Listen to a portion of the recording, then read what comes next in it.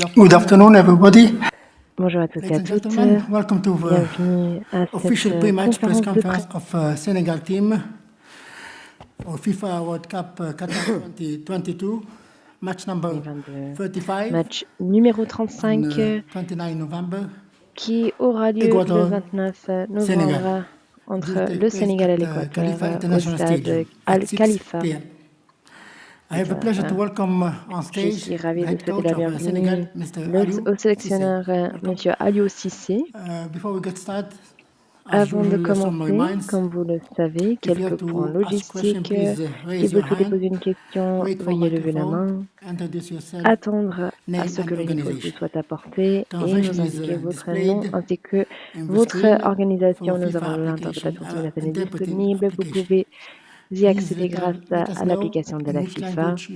N'hésitez pas à indiquer la langue dans laquelle vous souhaitez poser votre question. Je vous demande également de mettre votre portable en silencieux ainsi que de couper le partage de connexion pour pouvoir profiter et utiliser l'application Une question par journaliste.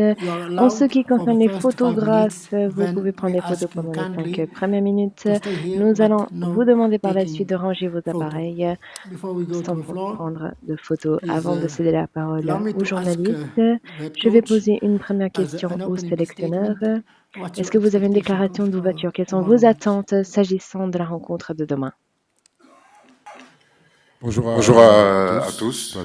Pas de déclaration. Je crois que je suis plutôt disposé à parler du match de demain. Merci beaucoup. Y a-t-il des questions?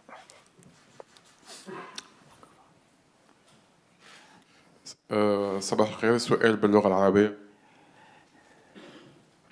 Bonjour, question en arabe. أليو سيسي، هل يمكن أن تكون Ma نتيجة question est pour le sélectionneur. على أحد عمالقة الكرة العالمية منتخب Est-ce que vous avez vu la victoire du Maroc hier? Le Maroc a battu la Belgique. Est-ce une source d'inspiration en tant qu'équipe africaine? Est-ce que vous allez faire la même chose demain contre l'Équateur afin de progresser dans cette compétition?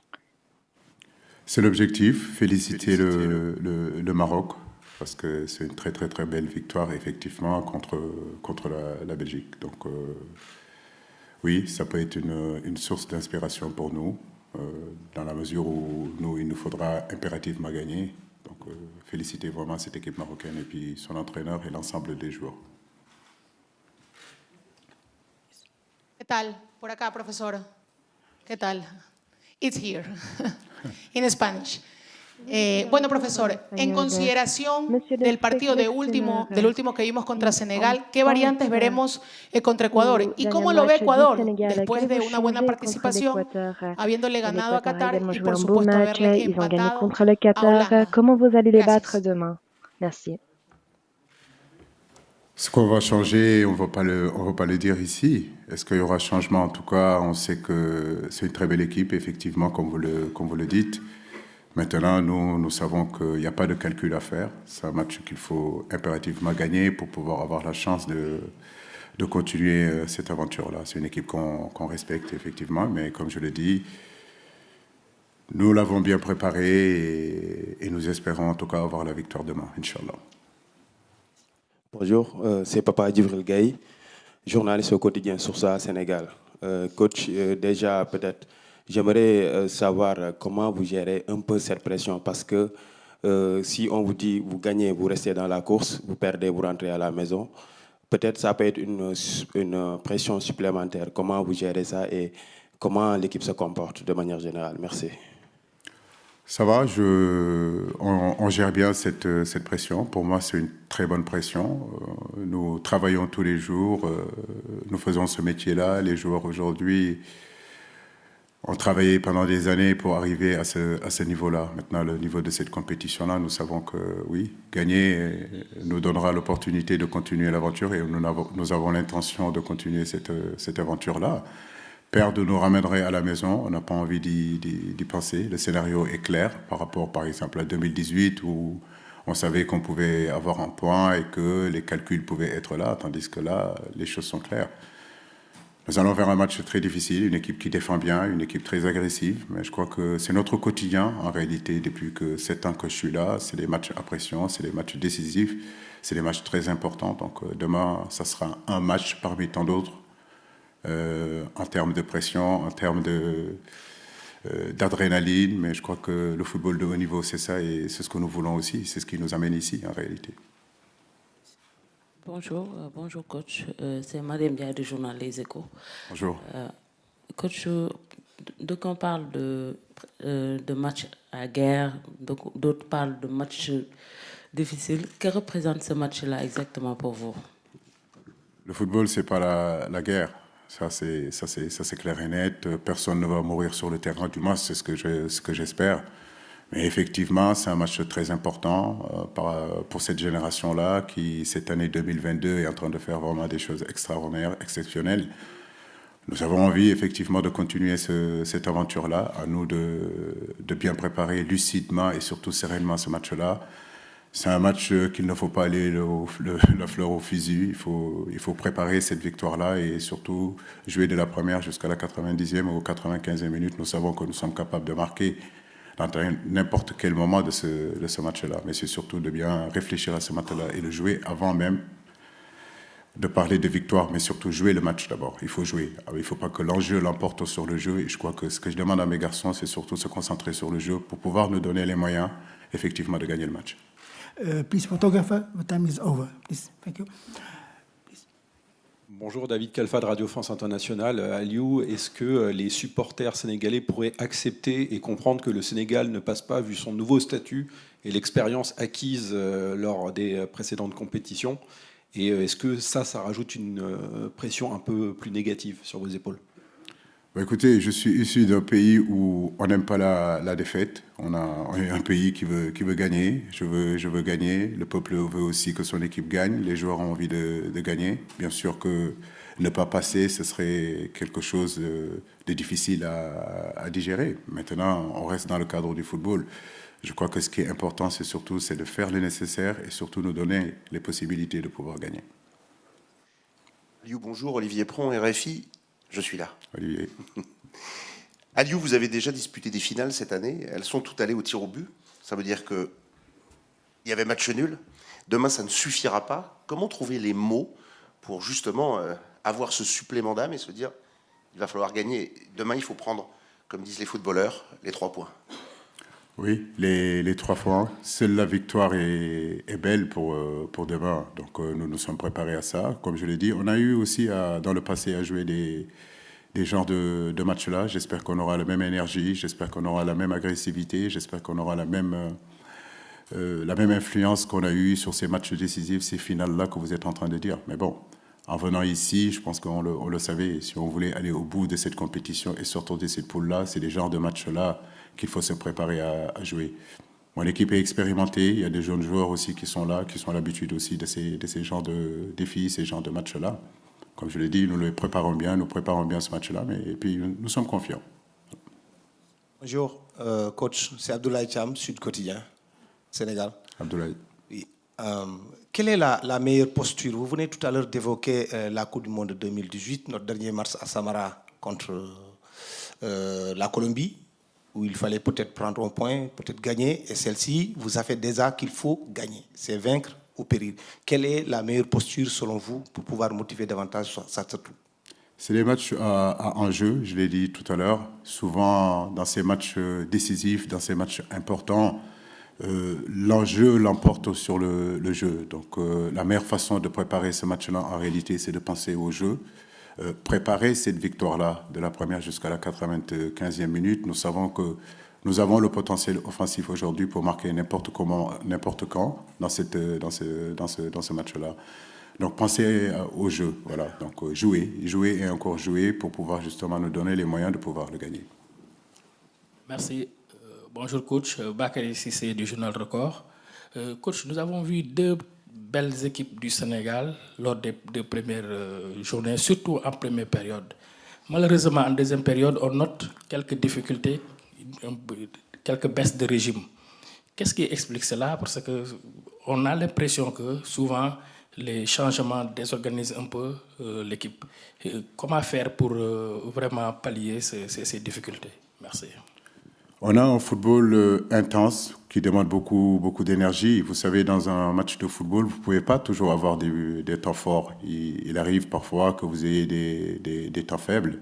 Et justement, dans ces périodes-là, il faut être beaucoup plus organisé, être beaucoup plus serein, garder un peu plus notre bloc compact et laisser passer ces temps faibles-là. Donc oui, effectivement, par moment, on a des temps faibles. Mais je crois que nos temps forts sont beaucoup plus importants que nos temps faibles. Donc, il y a l'adversaire aussi, la qualité de l'adversaire qui fait que, par moment, ils nous font reculer. Mais ça, pour moi, on a toujours su le gérer.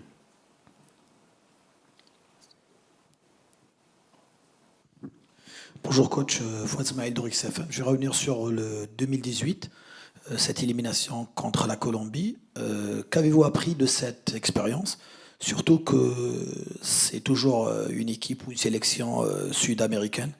Surtout que le Sénégal a toujours trouvé des difficultés contre les équipes sud-américaines en Coupe du Monde. Notamment l'Uruguay en 2002, les 3-3 et la défaite contre la Colombie. Merci.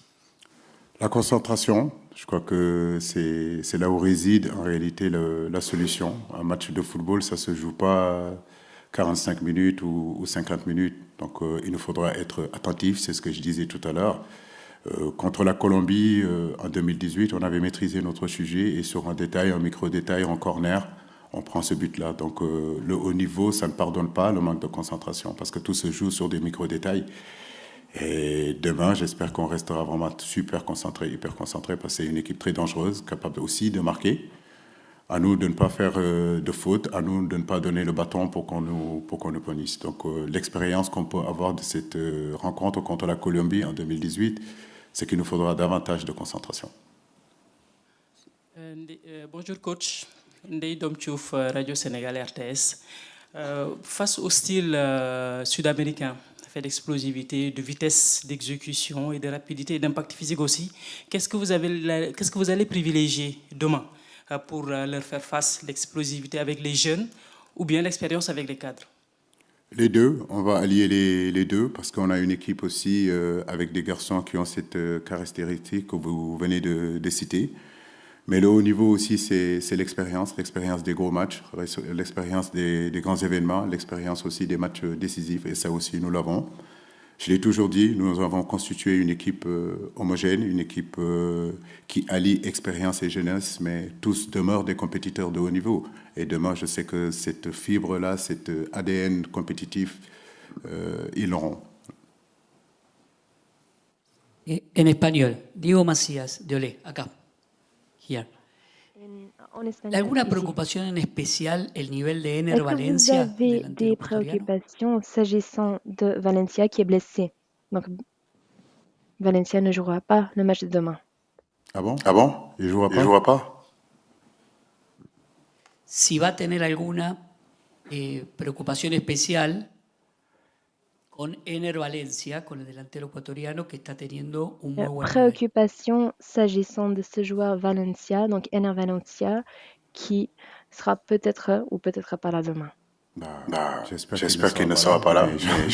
J'en suis pas sûr. Je pense qu'il sera là. C'est un match très important où ils savent qu'en point, ils peuvent se qualifier. Et la mentalité du garçon, je ne le connais pas bien, mais sur sa posture, on voit que c'est un guerrier et que des matchs comme ça, il aura envie de faire partir. Mais je crois que toute l'équipe de l'Équateur est une très très belle équipe. Et je suis sûr et certain qu'il y a d'autres remplaçants pour pallier à cette absence-là de Valencia.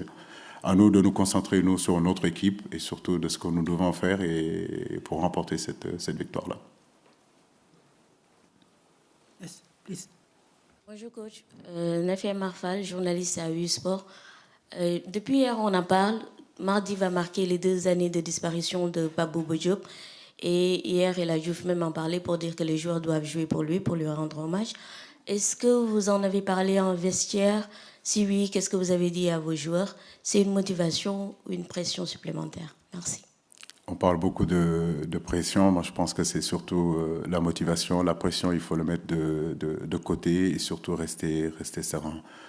Concernant Bouba, vous connaissez les rapports qu'on a. C'était un frère d'armes. On a vécu par moments de moments exceptionnels. À un moment donné, on a vécu plus ensemble avec Bouba que notre propre famille. Que la terre lui soit légère.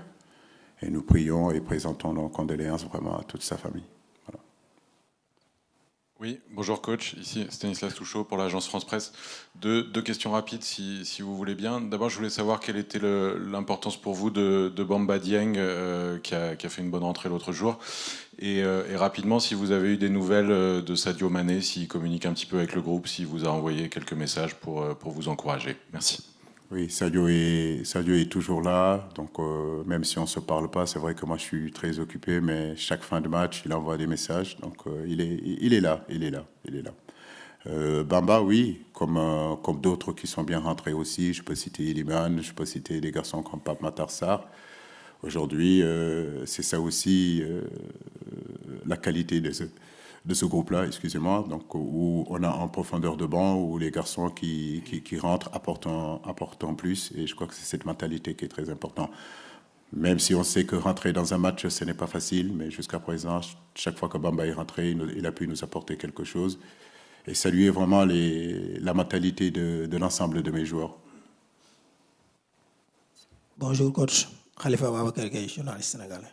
Bonjour. Voilà, donc vous avez tantôt parlé d'un match avec intensité, engagement et tout. Et on sait que la plupart des joueurs, en tout cas plusieurs joueurs, sont sous le coup d'une menace en cas de carton jaune.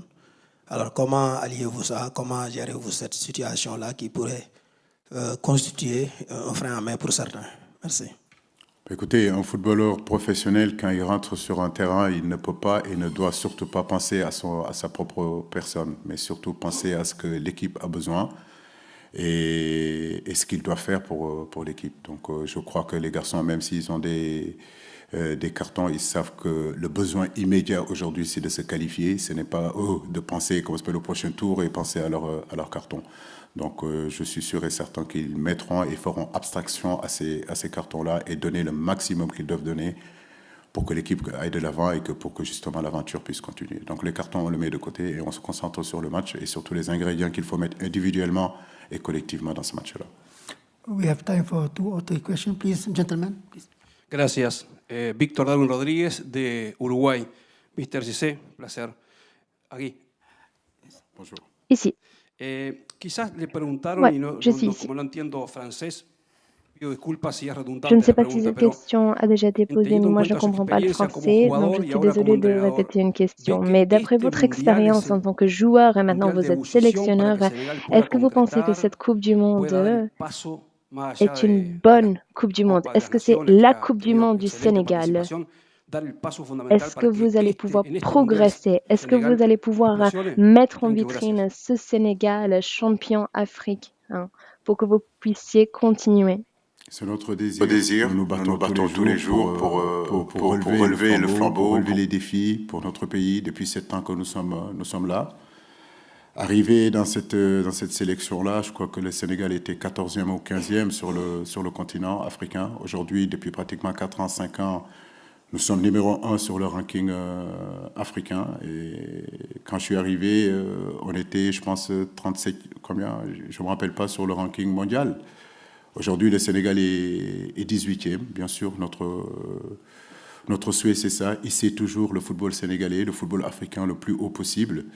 Et oui, le match de demain, ça doit nous permettre aussi de passer un cap, de passer aussi, que l'équipe continue à progresser. Tout à fait, c'est notre option, c'est notre ambition et c'est ce que nous voulons. Faire progresser toujours notre pays, faire progresser notre football et montrer que nous sommes capables aussi d'exister sur la scène internationale, sur la scène continentale. Bonjour coach, Babacar Ndao Faye du groupe E-Media au Sénégal. Alors, le fait que votre équipe soit dans l'obligation de gagner, est-ce que cela peut causer une certaine tension nerveuse? Et comment faudra-t-il gérer un peu tout cela pour que vos joueurs ne se précipitent pas dans la façon d'aborder ce match, justement? C'est ce que je disais tout à l'heure, j'ai déjà répondu à cette question, c'est préparer notre victoire tout simplement. Voilà, faire abstraction de cette pression que vous êtes en train de dire et se concentrer sur le jeu. Parce que si on ne joue pas, on n'a aucune chance de gagner. Et donc, si on joue, effectivement, on aura la possibilité de pouvoir gagner. Il ne faut pas qu'on rentre sur ce terrain tétanisé et pensant à l'enjeu de ce match-là. Nous savons que tout peut se passer dans ce match-là. Ça peut être un match bloqué, ça peut être un match frustrant, mais le tout, c'est garder justement cette lucidité-là. Et on sait que n'importe quand, le passé nous l'a déjà montré qu'on était capable de marquer. On avait la possibilité de faire la différence à n'importe quand dans ce match-là. Donc, on parle beaucoup de pression dans cette conférence de presse-là, mais je vous le dis, on est plutôt serein et surtout se concentrer sur l'essentiel. Et l'essentiel, c'est le jeu. Et il faut jouer. Bonjour, coach Mahmoud Gueye. Vous avez tout à l'heure évoqué les bonnes entrées en jeu des jeunes pousses de l'équipe nationale. Est-ce que cela suffit, selon vous, de les voir débuter pour le match de demain? C'est possible. Vous verrez la composition de l'équipe demain. One more question, please. Bonjour, coach. Bon, peut-être une dernière question. C'est par rapport à l'adversaire qui aura besoin d'un match nul pour se qualifier. Donc, est-ce que vous imaginez à faire face à une équipe qui va vous imposer un bloc, qui va refuser des jeux? Comment allez-vous procéder? Merci. On est préparé à tous les scénarios, mais on sait que la qualité première de cette équipe-là, c'est une équipe très, très, très physique. Le défi physique, effectivement, sera là. C'est une équipe qui est capable de défendre. C'est une équipe qui concède peu d'occasions, c'est une équipe qui concède peu de buts et qui se crée aussi dans les zones décisives, en réalité, beaucoup d'occasions. Donc, je pense que les deux phases très importantes, les deux périodes, les deux moments, en réalité, endroits difficiles où il faut qu'on soit présent, ça sera quand on va défendre dans notre surface de réparation, parce que c'est une équipe qui est capable de marquer des buts et être très décisif aussi sur les phases offensives. Donc, pour moi, tous les scénarios sont envisageables. Effectivement, il leur faut un point. En début de ce match-là, ils l'ont déjà, ce point-là. Donc, c'est à nous de faire le nécessaire, justement, pour faire bouger le match et essayer de marquer ce but-là qu'on désire tant. Last question, please. Coach, coach, pouvez-vous nous faire le point de l'infirmerie, s'il vous plaît? Merci. L'infirmerie. Ça va, on a remarqué le retour de Ballo Touré. Donc l'équipe, tout le groupe est là, à part Chérou qui ne sera pas là parce que bon, il est blessé et ça va être juste pour ce match-là. Sinon, l'ensemble des Lions sont OK. Je dispose de l'ensemble de mon groupe. Thank you. I remind you for official training session of Senegal team will be held at 4 o'clock in the high training site number 2. Au site 2, à 16h, les médias vont pouvoir assister pendant les 15 premières minutes. Merci beaucoup de votre assistance, de votre attention.